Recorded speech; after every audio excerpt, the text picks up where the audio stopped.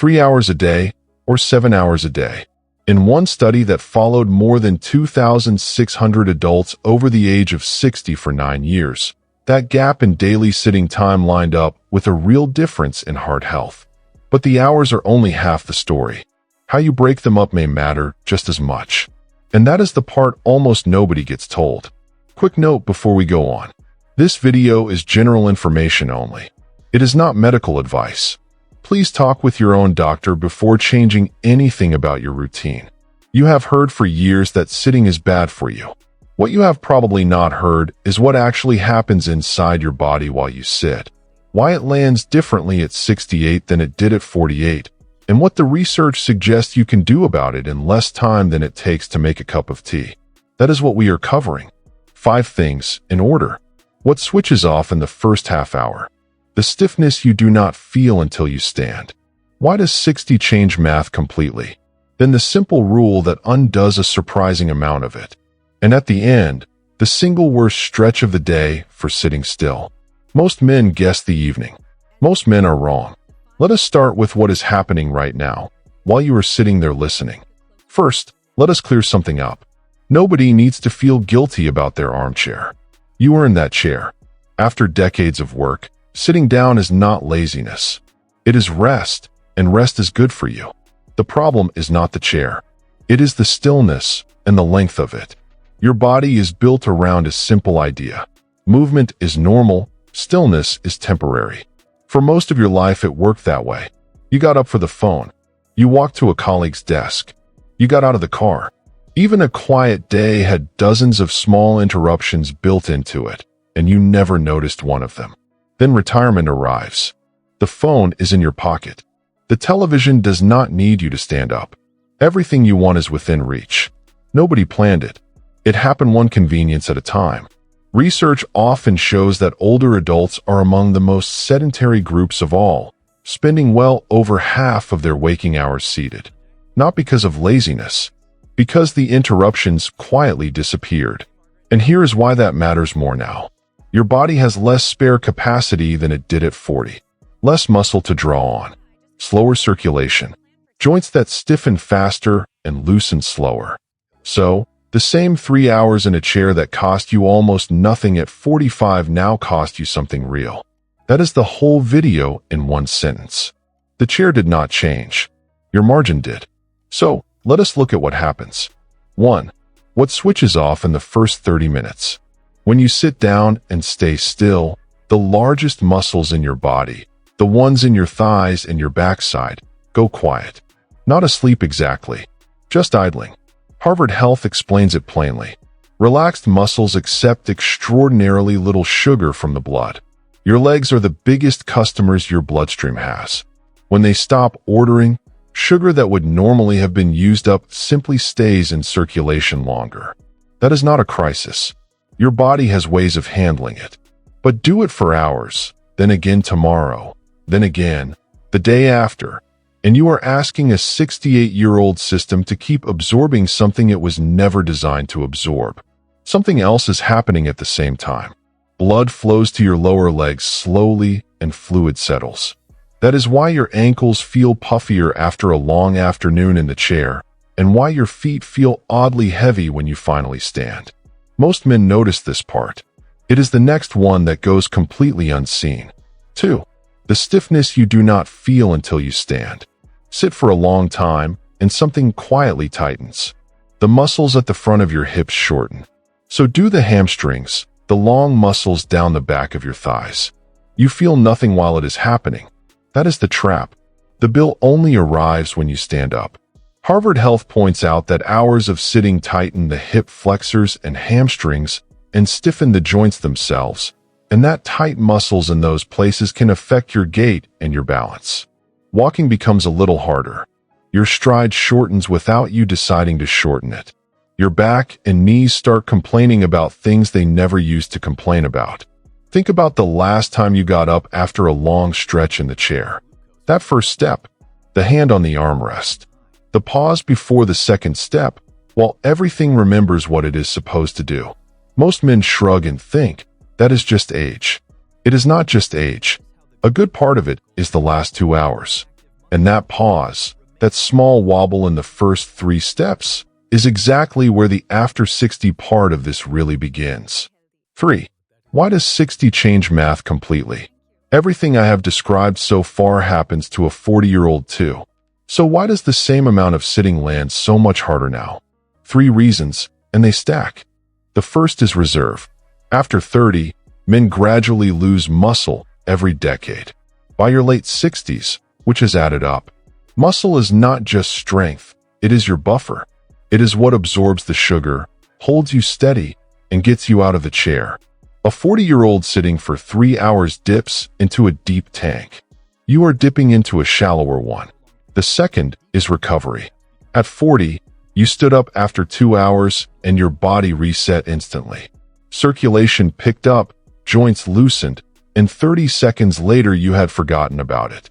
Now that reset takes longer, which means if you sit again soon after, you never fully got back to where you started. The next sitting stretch begins from further behind.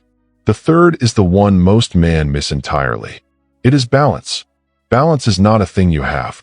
It is a thing your body calculates, constantly, using signals from your feet, your ankles, your hips, and your eyes. When your hips are tight and your legs have been idle for 2 hours, those signals arrive a fraction of a second late. A fraction of a second is nothing at 45. At 68, a fraction of a second is the difference between catching yourself on the edge of the counter and not catching yourself at all. I am not saying this to frighten anyone. I am saying it because it changes what the solution has to look like. If the problem were simply too many hours, the answer would be to sit less.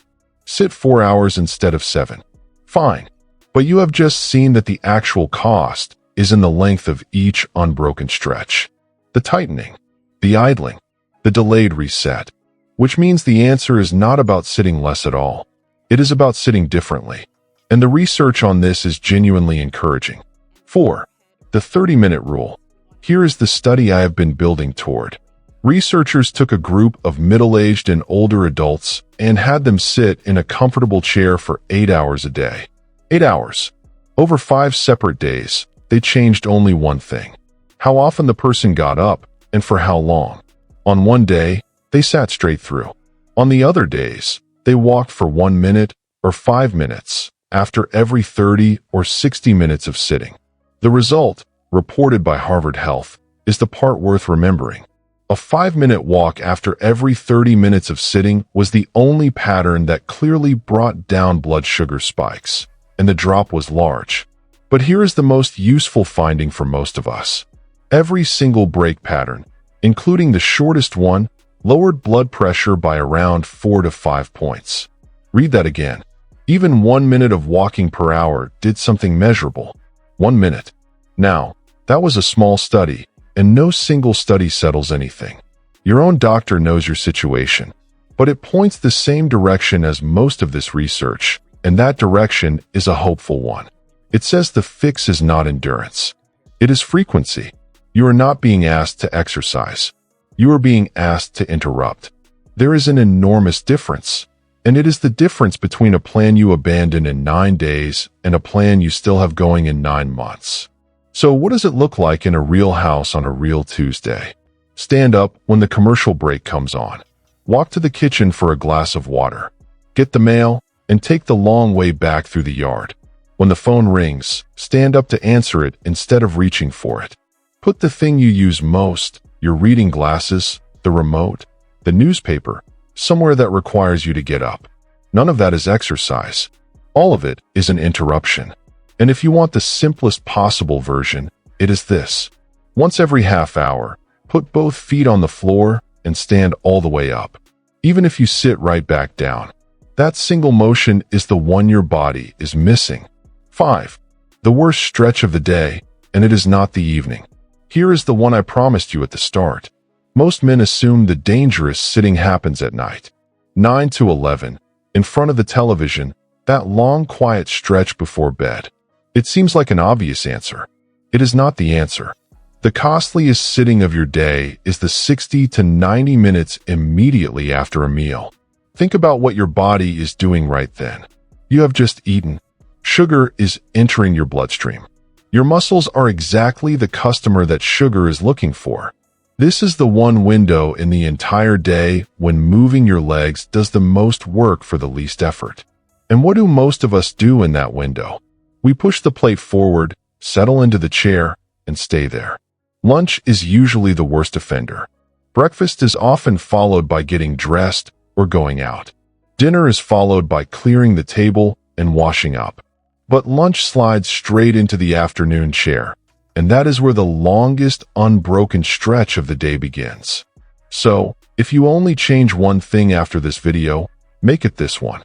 After lunch, walk for 10 minutes before you sit down. Around the block, around the yard, up and down the hallway if the weather is bad.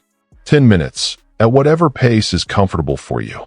You are not burning calories. You are simply being present now. Your body could most use you. One more reminder, because it matters. Everything here is general information, not medical advice. If you have heart trouble, joint problems, balance concerns, or any condition that affects how you move, please speak to your doctor before adding walking to your routine. They can tell you what is right for your body specifically. Nobody on the internet can. So 5 things. 1. In the first half hour of stillness, your biggest muscles go quiet and stop drawing sugar from your blood. 2.